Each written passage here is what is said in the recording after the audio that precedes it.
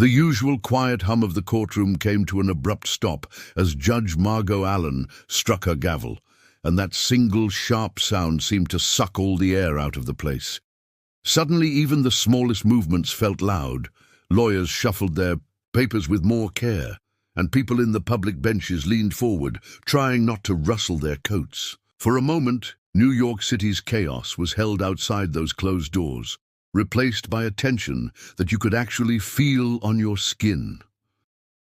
Maya Carter sat upright at the front, drawing steady breaths. Her clothes were plain: a navy blouse, pressed slacks, nothing that would stand out in a photo. The only thing she wore as a badge was the plastic ID hanging around her neck. But there was hardly anyone in that room who didn't notice her presence anyway. The way she held her hands, carefully folded on her lap, showed a kind of discipline that doesn't come overnight. Her back was straight, her jaw set just tight enough to betray nerves to any careful observer, and her eyes moved constantly, picking up every detail, every whisper, every fidget. No one could forget why she was there, least of all Maya herself. In the middle of the courtroom, just a few feet away, was her younger brother, Gabriel. He looked smaller than usual, drawn in on himself, hands squeezing his knees. Every time he glanced over at Maya, it was clear what he needed. A sign that he wasn't alone, some anchor to keep him steady while unfamiliar currents pulled at his life. Most eyes were on Gabriel, but some found their way back to Maya, sensing the invisible cord between the two.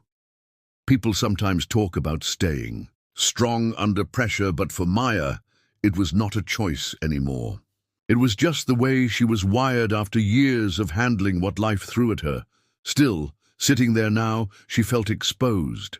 There was no desk, no screen, just her and the truth of the situation. She was ready to do whatever it took to protect her brother. And as Judge Allen scanned the faces in front of her, Maya met her gaze calmly, already bracing herself for whatever the next hour would hold. The hush in the room hadn't let up. Gabriel, watching his sister, took one more shaky breath, holding on tightly to her steady presence as the case began. Maya never had to try to stand out. Even now, with all eyes moving between Gabriel and the judge, it was her quiet, steady presence that pulled attention without a word. She was the sort of person who let her actions speak for her, a trait built over years, facing hard truths and carrying the weight of her family on her shoulders. As the courtroom filled with nervous energy and the counselors tangled in the usual legal talk, motions granted, objections raised, paperwork shuffled, Maya tuned out the buzz, focusing on what truly mattered.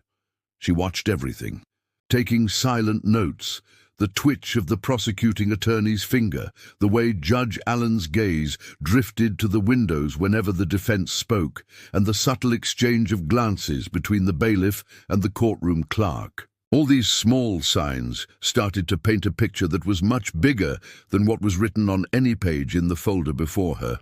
Somewhere under all the legal jargon and formalities, Maya sensed another story lurking, something hidden beneath. The accusations against Gabriel. Every so often, Gabriel's nervous eyes would search for hers. He did not need long looks, just a quick shared glance. To anyone else it might have seemed like nothing, but for them it was solid reassurance. A small nod, the lift of her brow, even a quiet tightening of her lips. These were their unspoken codes. For an instant, their connection felt like a shield, blocking out the sea of uncertainty that hung over the courtroom, and Gabriel would hold on to that for as long as he could. People assumed siblings always showed their bond with loud support or comforting hugs, not Maya and Gabriel. For them, it had never been that way. Words were rare. Affection tucked into shared looks, little gestures, memories of nights spent protecting each other from things bigger than themselves. It was a bond formed in the quiet moments after loss, in learning to trust that the other would show up every single time. Maya's calm was more convincing than a dozen speeches, her presence a message only Gabriel fully understood. She kept her notebook open, her pen ready, waiting for a slip in someone's words or a truth hidden between lines. While others got lost in surface details, Maya hunted for connections and motives, building a web in her head that might be the key to saving her brother. This trial, she knew, was about more than just Gabriel. Something else was at play, and she intended to figure it out, one silent moment at a time. Just as the hearing seemed to settle into a tedious rhythm, the atmosphere thickened. Adam Reynolds entered the courtroom, his crisp NYPD dress blues framing him like armor. Nothing about Adam was subtle. He walked with that exaggerated authority taught by years of having rooms go silent at his arrival, and his every move screamed confidence that bordered on entitlement. The way his laughter rumbled just beneath the surface, whenever someone else spoke, almost mocking, spread tension through the room. Every now and then, his eyes would flick to Assistant District Attorney Eric Hampton, and the two would share a knowing look or a brief, suppressed smirk. Those silent exchanges said more than words ever could.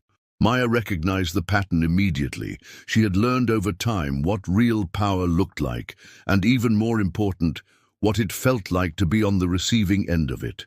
Adam's mere presence seemed to squeeze out room, his shadow making even the high ceilings of the Manhattan courthouse feel close. To most, Gabriel was the one on trial. But Maya saw through the surface drama. She could read the real danger, the sense that Adam moved around these walls without ever worrying about consequences. He had friends in high places, unlimited favors to call in, and an old boys network that circled the building like invisible wire. She watched as Adam settled next to Eric, his badge glinting in the dim light. The two shared a quick, quiet conversation under their breath, as if the trial was a minor inconvenience. Adam's body language communicated that nothing here could touch him. People like him had never been forced to explain themselves, never really challenged, and certainly never held against the wall by the truth. Maya's heartbeat quickened, but her face stayed calm. This was the kind of opponent she dreaded. One who thought the system was built for him, one who played dirty and expected to win by default. The realization struck her hard. The real threat wasn't the charges against Gabriel. The system's weight swung, not for justice, but for men like Adam and Eric, who twisted rules until they fit whatever story kept them safe. Strength and privilege blended into a force that could flatten almost anyone who got in the way. Looking at Gabriel, then at Adam, Maya understood just how much this fight would cost. The question was whether the truth stood any chance at all in a courtroom where power had never been forced to answer to anyone.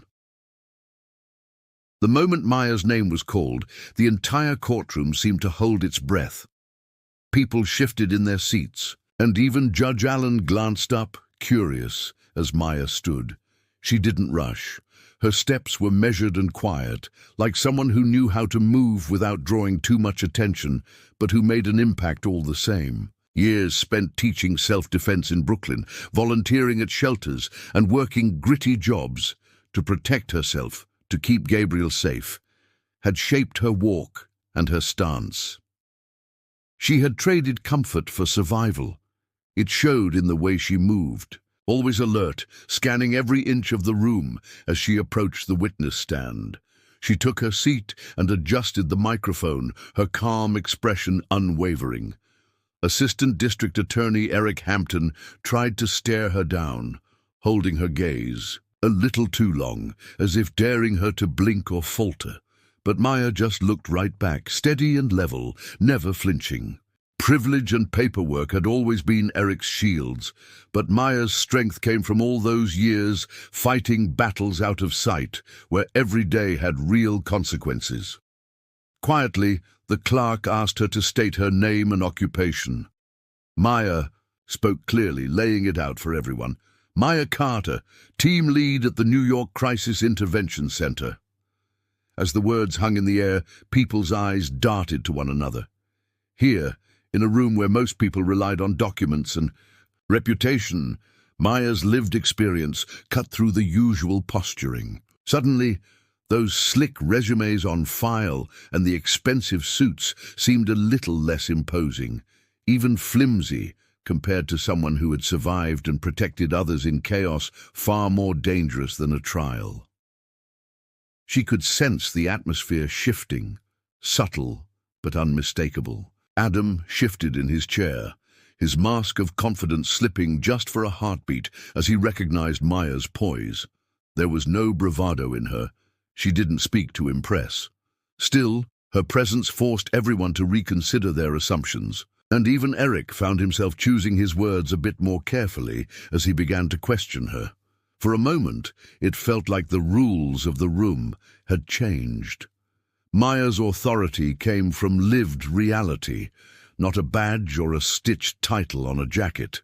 She represented something that couldn't be faked or taken lightly. As she glanced at Gabriel, she caught his faint smile, quiet reassurance passing between them, a small victory in itself. What followed after Maya introduced herself was less of a routine cross-examination and more like a chess match where every move counted. Eric Hampton started off with a casual tone, tossing questions meant to feel harmless, but Maya recognized the tactic. He was searching for cracks, trying to get under her skin, hoping that nerves or emotion might throw her off. Eric leaned in, eyebrows arched, and asked, "Ms. Carter, do you think your personal connection to the defendant makes you less reliable as a witness?"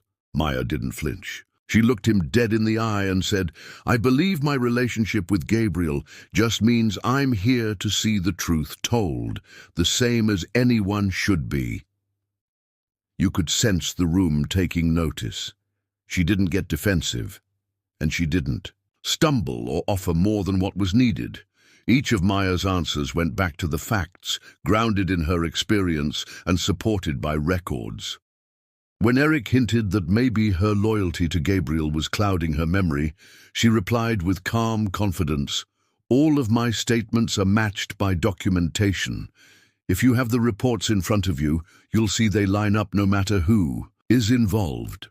Every time Eric tried to poke holes, suggesting that her judgment might be affected by family ties, Maya simply handed back control to what was real and fair. She rarely raised her voice, but her calm responses felt like they were drawing lines in the sand.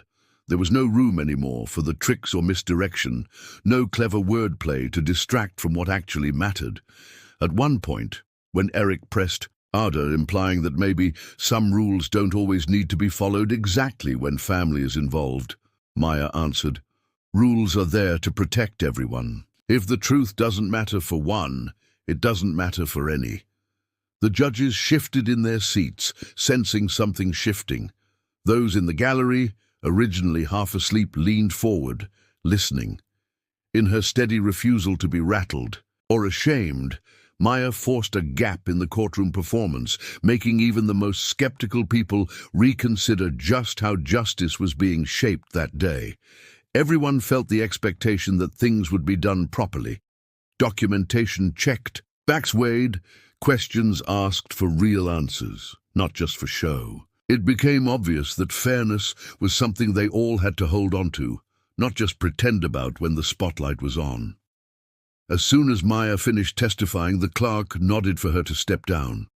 The room was oddly quiet, quiet in a way that buzzed beneath the surface, as if everyone was holding back questions and opinions, unsure of what had just shifted in the air.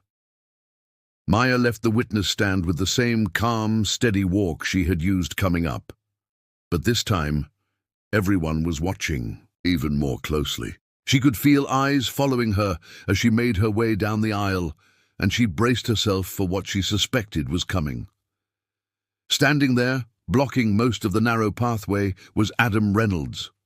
His broad shoulders seemed to take up more space than any single person should be allowed, especially in those stiff uniform blues. He waited until she was 3 steps away before shifting just enough that it looked casual to anyone not paying close attention. But Maya saw it for what it was, a wall, not an accident, meant to block her and make her pause. As she approached, Adam leaned ever so slightly forward. His arms swung, not enough to make a real scene, but enough to brush roughly against her side, in a way that was unmistakably intended. The move was aggressive, calculated to show who held power here, quick and easy to dismiss if anyone complained, all practiced under the disguise of busy courtroom traffic. To most of the room, it probably looked like nothing at all, but a few people caught it. Judge Allen froze in place for a second, her lips pressing into a thin line. One of the court officers straightened up across the back row, and Gabriel looked like he might bolt out of his chair. For Maya, it was just another test.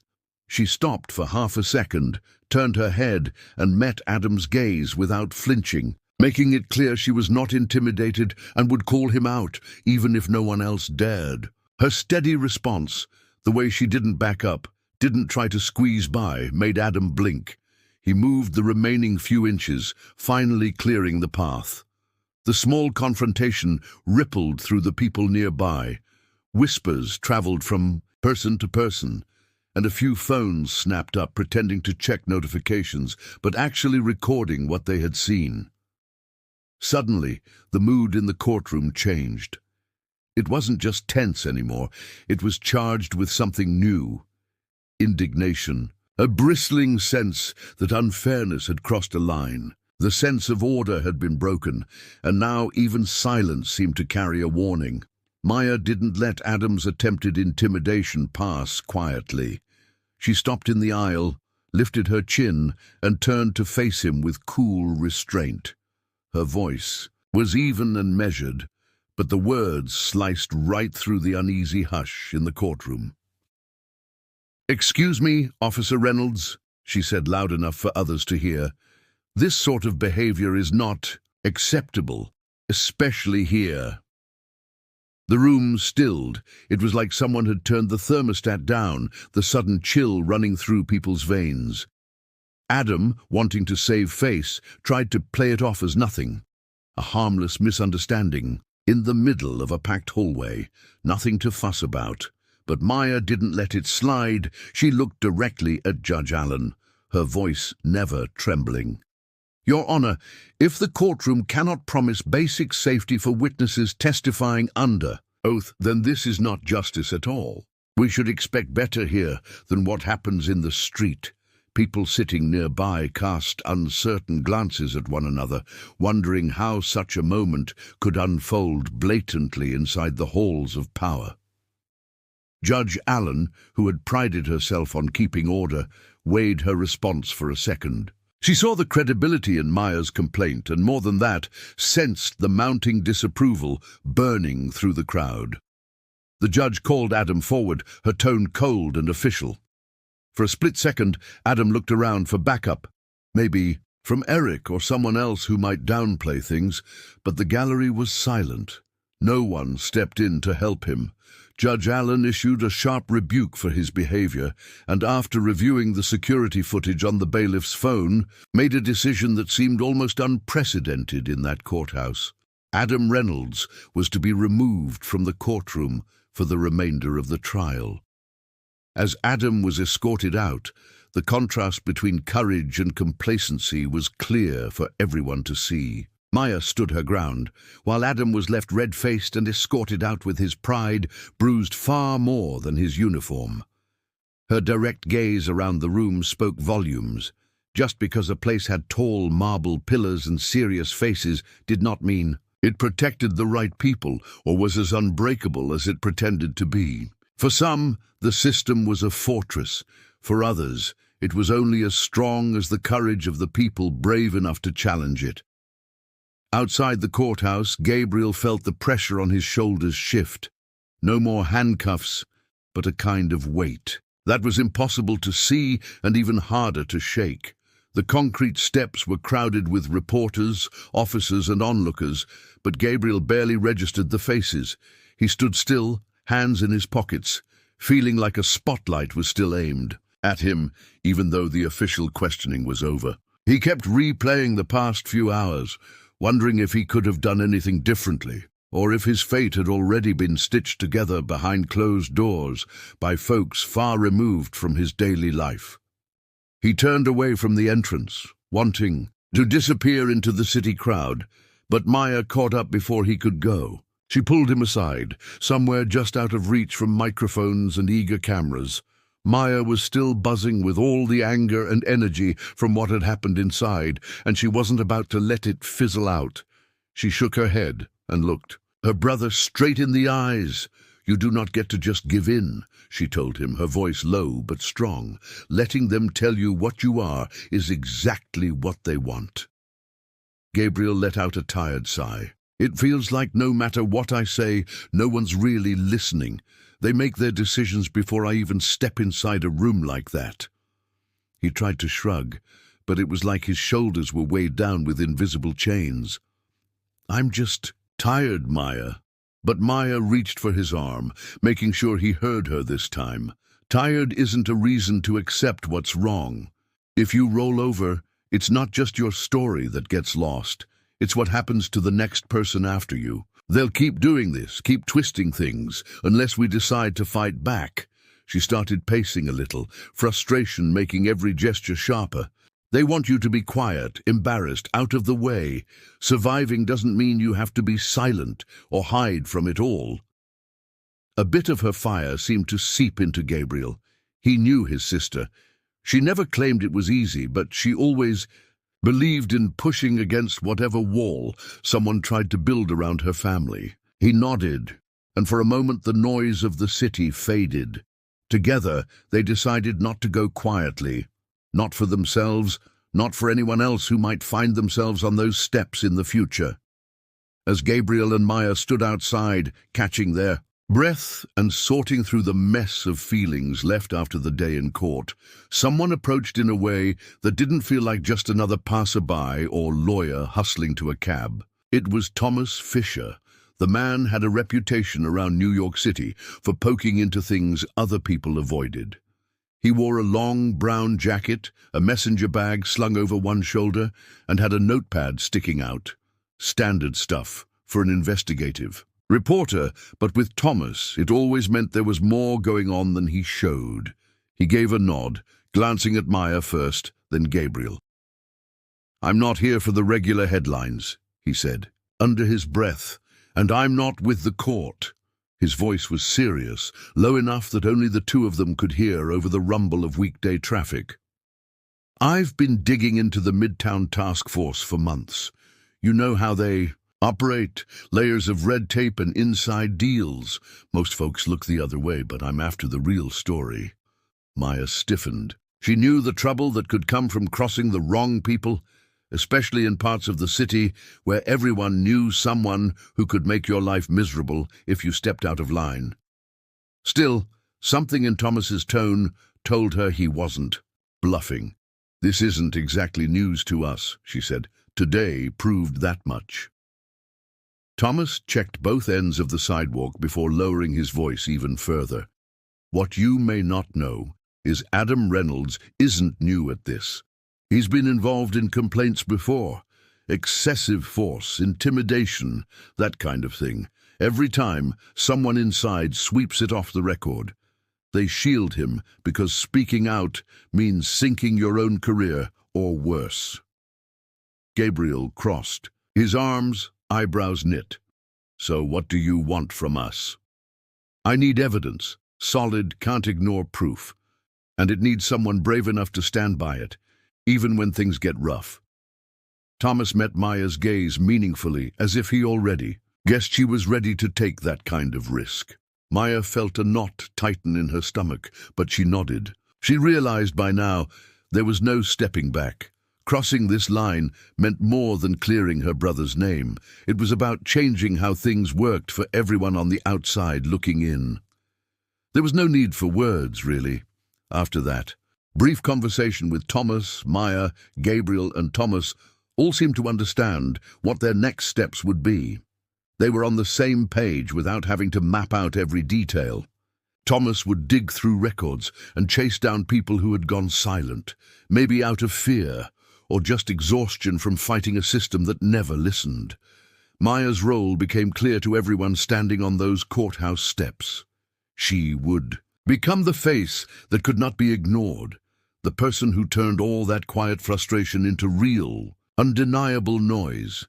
Their fight was no longer confined to marble corridors and tense hearings under the watchful eyes of judges.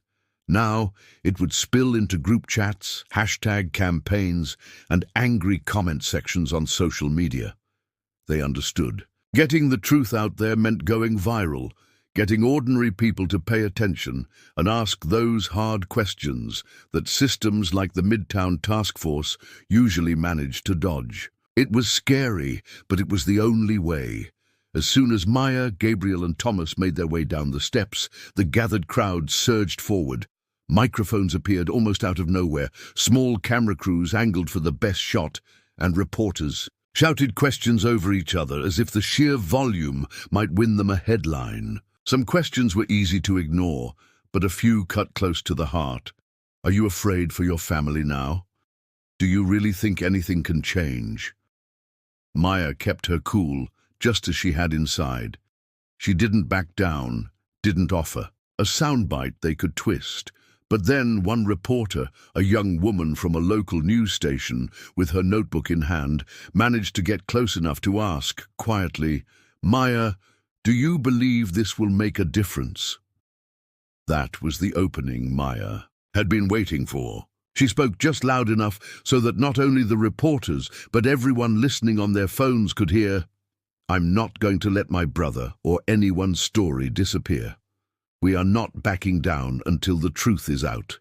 Not just for us, but for every person who's been forced to stay silent. No more hiding."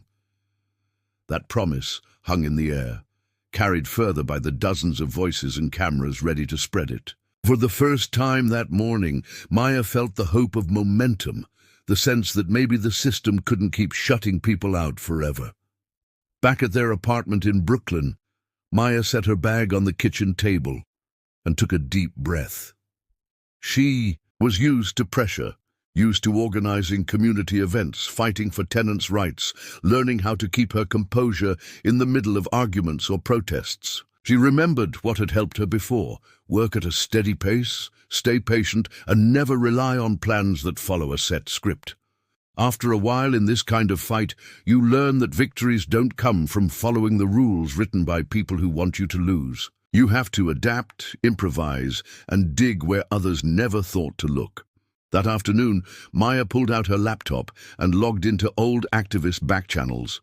Over the years, she had met coders and data folks who knew plenty about finding what others had tried to erase. She messaged Charles, a quiet guy she had met at community workshops. Within half an hour, she had access to databases nobody was supposed to touch, not just court schedules and basic records, but internal emails, surveillance logs, backup files that the Midtown Task Force probably believed were long gone or inaccessible to outsiders. It didn't take long before Maya found things that made her pulse race. There were files marked "Private Evidence, Do Not Share," which included security footage showing incidents where Adam Reynolds had gone after other witnesses, using that same routine of quick, deniable intimidation. There were scans of case folders showing mismatched evidence or altered testimony, attached to emails from senior officers with vague but threatening language. Even the metadata on the files told a story. Documents that had been edited at 2 in the morning, videos stored on thumb drives and labeled "archive," as if someone thought a simple word would hide the truth. One video in particular stood out. It was shaky footage from a hallway camera at the courthouse, definitely not from any main security feed given to the press. Maya watched as Adam Reynolds cornered someone half his size, blocking the path, repeating that same "just doing my job" stance he tried to use on Gabriel. But this time the victim looked straight into the camera, fear plain on their face. Maya saved the file, heart pounding. With every discovery, the truth came into sharper focus. Now she had the proof. Details that powerful men had tried to bury were right in her hands, and sitting on it was no longer an option. This wasn't just about her brother. This was about stopping it from happening to anyone else, ever again. It did not take long after Maya uncovered all that evidence for things to start getting strange. First, it was just a few odd messages in her inbox. Unknown senders, subjects like "don't go any further" or "turn back while you can." Then there were encrypted emails that made no sense at all, just random strings of numbers and warnings about consequences. One late night, as she scrolled through more files, a new message popped up. "Stop now, or the next move will be your last." It was enough to make her pause, but not stop. Fear was exactly what they were counting on. Maya knew these threats were coming from inside the network, people who wanted to bury everything she and Thomas might drag into the light. She could picture them, working late in city offices, using burner phones, believing those messages alone would be enough. But she was used to intimidation from all the years fighting for the neighborhood, pushing back against landlords and city bureaucrats who thought working families would just give up and move away. It was the same old routine: scare people to keep them quiet. She refused to be that person. Inside, she felt a switch flip. If anything, the threats only made her more certain. With her military background and years of standing up in the face of adversity, Maya knew how to keep moving when the stakes got high. She checked the locks again, closed the curtains, and made sure Gabriel was safe. Then she texted Thomas, double-checking. They were still on track. She knew the next 24 hours would be tough, but now the truth was too urgent to bury. That evening, as the city lights blinked on outside, Maya called Gabriel into the kitchen. He could tell just by looking at her that she was all in. She set her phone on the table, screen up so he could see a few of the threats. "They're trying to scare us off," she said, "but that means we're close." She looked him right in the eyes. "We have the match, Gabriel. It's time to set fire to everything they have tried so hard to hide." There was a heaviness to the moment, but in a strange way, it was also freeing. They were no longer just fighting back. They were fighting to change something bigger than themselves, and there was no turning back now. Night settled over Brooklyn, but sleep was never on Maya's mind. Instead, she moved quietly through the apartment, checking her notes and charging her phone. She had mapped everything out earlier with Thomas using city maps and back alleys they both knew well. Even after all these years, she still found it a little thrilling to slip out of the building unnoticed, her footsteps steady and measured. She wore a plain jacket and kept her hood up, blending into the edges of the city's nighttime routine, heading down side streets where nobody paid much attention. When she reached her car, parked 2 blocks away, Maya climbed in and started the engine without turning on the headlights. She drove slow, hugging corners and taking turns off main streets, crossing through old industrial areas north of the river. The city looked different in the dark. Warehouses covered in graffiti, empty loading docks, piles of wooden pallets, and chain-link fences. She felt her grip tighten on the steering wheel, but she did not let herself linger in that feeling. There was too much at stake. At a run-down lot behind a long-shuttered textile mill, she finally killed the engine and waited. Not even 2 minutes later, Thomas stepped out from the shadows, a duffel bag slung over his shoulder, face half hidden by a scarf, and his ever-present ball cap. They didn't greet each other, just exchanged quick nods. Thomas passed Maya a flash drive, the two of them working in perfect silence, every action practiced. 6 years' worth, he whispered. Old complaints, body camera footage they never logged, people pushed out of their jobs for asking the wrong questions. It's all there. Maya's hands shook a little as she tucked the drive into an inside pocket. This is enough, Thomas. This could bring it all down. They stood together in the cold for a moment, letting the seriousness of it all sink in. The Midtown Task Force so careful to lock every door and delete every inconvenient truth, had left cracks, and together, Maya and Thomas had pried them wide open. They glanced at the factory's shut windows, shadows flickering in the pale streetlight. "Be careful," Thomas said quietly. Maya nodded, determination showing in her eyes. She slipped back into her car, turned onto the next back road, and vanished into the city shadows. In her pocket were 6 years of secrets ready to hit daylight, ticking like a bomb. And she knew they had finally reached a point where the truth could not be ignored much longer. The more Maya and Thomas uncovered, the clearer it became that the darkness ran deeper than they'd first imagined. As Maya sorted through the stack of digital files, she started to see the same names and stories, repeating with small but telling differences. Witnesses, like Daniel Harris, hadn't simply disappeared or relocated. They had been ground down by years of fear and threats that never really ended. It wasn't only about being scared for a day or two. For some, it was finding their tires slashed, their jobs suddenly gone, or anonymous letters spelling out things only family would know. The violence was not always loud, but its marks were everywhere. Maya read through Daniel's file late one night. He'd tried to speak up nearly 5 years ago, and after a week of warning calls and missed paychecks, went entirely silent. Other statements told of the same cycle, people who tried to shine a light on Midtown Task Force, but soon fell off the map completely. It made something inside Maya harden. She realized it was not just about bad apples doing what they wanted. This was a system designed to protect itself, sacrificing anyone who dared to question it. Determined, Maya reached out to Thomas and Gabriel, explaining the next step. "We need to find the whole chain," she said, spreading her notes and files over the kitchen table like a detective in a movie.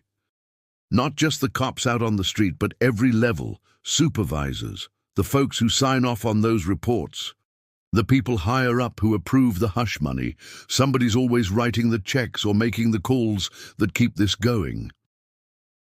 They started tracing every signature, every shift rotation, every internal memo attached to a complaint that never saw the light of day. Maya mapped it all out, sticky notes moving around on a window, names typed into an endless spreadsheet. She wanted every connection clear, so when the story came out, there would be no chance for the guilty to pass the blame or pretend they had nothing to do with it. With the bigger picture in sight, it became clear this was not one rogue officer's mess. It was an entire history of looking the other way, a ground laid by people in pressed suits as much as by men with badges. Maya told herself for the 100th time she was done with fear. She was not letting another person get erased by this machine. The truth, she thought, was finally starting to break through. Meanwhile, in a small apartment in Flatbush, Gabriel could barely sleep. He kept hearing sounds in his mind, sirens racing down the street, the shouts from the night of his arrest, the low, angry voices that always seemed to be around a corner. Sometimes even the hum of his refrigerator made his heart jump. He felt trapped, stuck in a kind of invisible jail where no one could see the bars but him. The news on TV only added to his fear, because every new headline about police misconduct or missing witnesses made him worry that he'd be next. Gabriel spent hours pacing the floor, scrolling through messages from Maya and Thomas, trying to focus on the countdown she had promised him. "Just wait," Maya had said. "We're almost there." Still, every minute alone stretched out until it felt like its own kind of punishment. None of his old friends texted anymore. Even picking up the phone to order a pizza felt risky, like someone might trace the call. He never looked out the window, and he always double-checked the locks before shutting out the lights. Then, late one night, Maya arrived holding what looked like an ordinary manila envelope. Her face was serious, her eyes giving away nothing of what she was feeling. She came in quietly, checked the hallway behind her, and locked the door before speaking. Gabriel sat at the kitchen table, barely breathing, as Maya laid the envelope between them. "This is it," she said simply, pushing the package forward. Inside was everything they'd spent weeks putting together.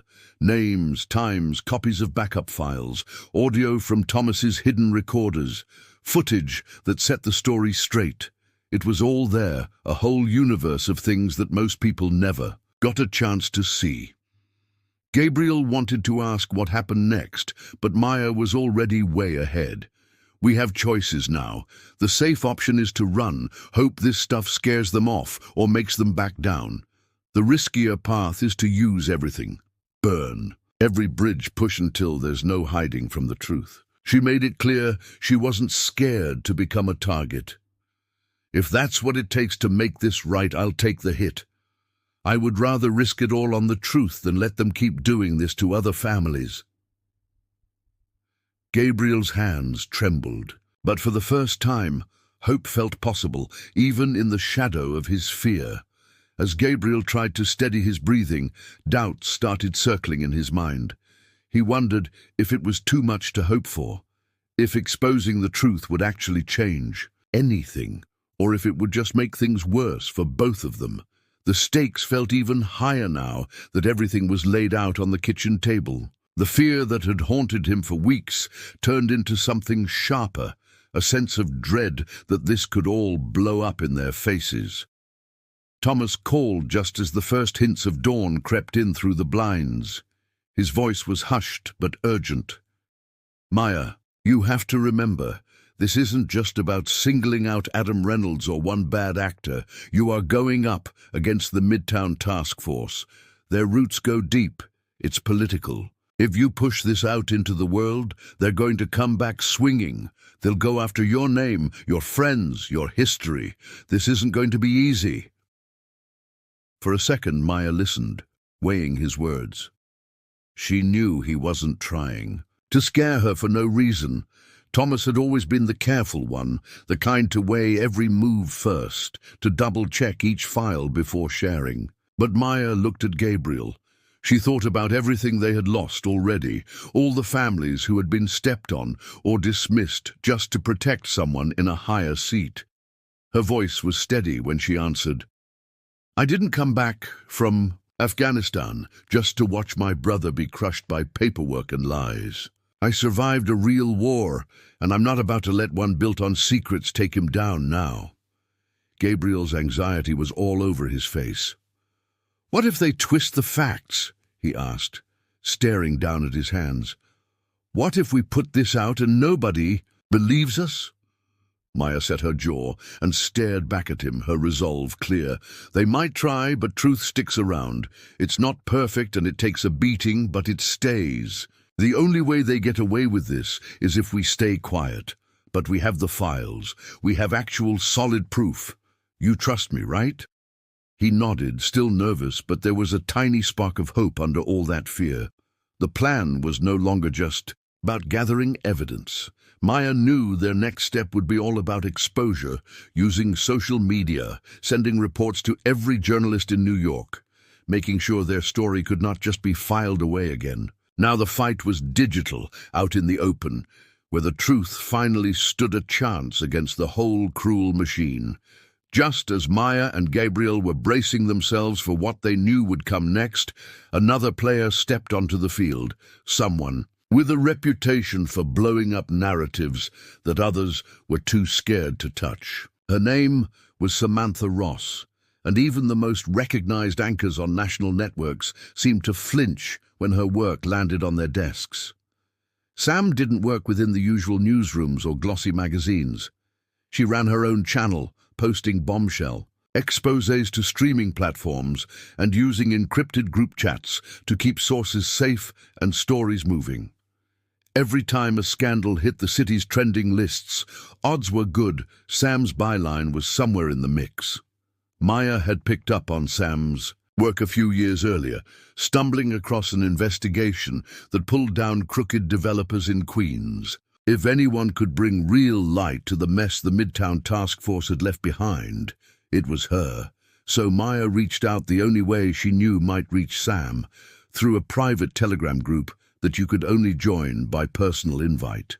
She kept her message short and straightforward. Have proof of ongoing abuses by Midtown Task Force. Names, dates, video. Willing to drop everything. Need full coverage. Within 20 minutes, Sam replied using an alias, her style direct and a bit sardonic. Meet me tonight by the baseball fields at Prospect Park. Bring the files, nothing artificial. If it's good, it runs. If not, don't waste my time. Later that evening, under the flicker of field lights, Maya found Sam leaning against a chain-link fence, phone in hand and eyes curious but guarded. She handed over a drive and sat down on a nearby bench, watching Sam's thumbs fly across her screen as she scanned the content. No small talk, no wasted words, just the low buzz of a power bank charging, a city bus idling nearby, and the exchange of secrets that could burn a house down.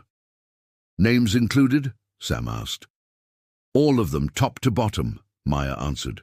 Every piece of proof, no redactions. I want the city to feel what it's like to have nowhere to hide. For Maya, this was never about playing it safe. She wanted the impact, the shock of daylight in a place that had gotten too used to darkness. As Sam nodded, already queuing up the first posts across her network, Maya's heart pounded, knowing the coming days would change everything for good. The next morning, things in Brooklyn seemed to shift overnight, as if the air itself was humming, with nervous energy. Gabriel woke up to the sound of his phone buzzing non-stop. There were messages from numbers he didn't know, mixed with texts from old friends he hadn't heard from in months, and all of them linked to the same story. Maya was already at the kitchen table, laptop open, face pale in the blue glow of the screen. The leaked video was everywhere, on every social feed, in private chat groups, even on morning radio shows. It started with a shocking clip. Officer James Miller from the Midtown Task Force slamming a handcuffed teen to the pavement while other officers stood by. The video was time-stamped clear and paired with scanned copies of reports that had supposedly gone missing. People could not look away. In only a few hours, thousands of New Yorkers were trading clips and screenshots, mapping out every name Maya and Samantha had included. Family members who had spent years begging for answers recognized dates and faces. Some reached out publicly, others quietly sent messages to journalists wanting to tell what had happened to them. City officials tried at first to tamp things down. Standard statements went out, calling for patience and promising a full investigation, but no one was buying it. Reporters staked out police precincts and City Hall, cameras rolling as politicians and department heads dodged questions about their oversight. Local news stations camped outside the Midtown Task Force headquarters, catching every stammer and every fumbled excuse on live TV. For Gabriel, the change was almost too fast to believe. In the space of a day, he went from hiding out in his apartment to watching people march in the streets, holding signs with the names uncovered in Maya's files. Maya stood by the window watching the procession of angry, determined neighbors. For the first time, it felt like justice wasn't just a word, but a promise. Something spreading through every block, something carried by parents and teenagers, and grandparents who had lost someone to the silence. It hit Gabriel then that nothing would ever be the same.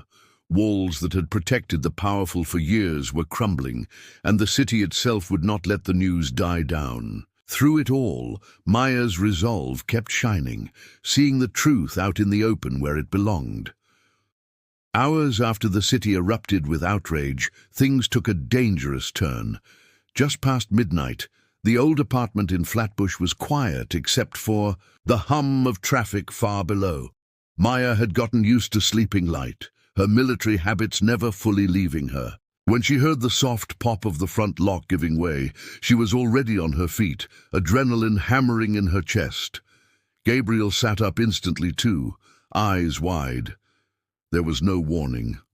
Only heavy boots on the hallway tile as three large men, faces hidden behind black masks, barged into the apartment with the kind of silent coordination that said they had done this before.